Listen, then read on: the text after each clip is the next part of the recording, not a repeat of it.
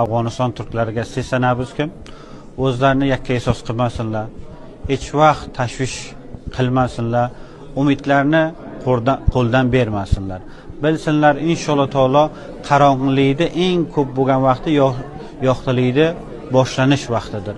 Inshaalloh taolo umidvorbizki, bular qancha tushunmamoqga talosh qilsa ham, mardumni ovoziga, mardumni taqozosiga bizlar tashqaridan bo'lib qo'limizdan kelgan har bir talashda anjom beramiz. Buni rasonalarga, ijtimolarga, mana shuna ilmiy yig'inlarga hammasiga bo'lgan suhbatlarga keltiramiz va toliblar agar xohlasalar oyindagi Afg'oniston millati bilan bir sulh doimining ichiga tiriklik qilmoqchi bo'lsa, boyat hech bir millatni ne tili bilan, ne kiyimi bilan, ne farhangi bilan, ne mazhabi bilan o'ynamamoq kerakligini yana bir bor o'ylamoqlari kerak.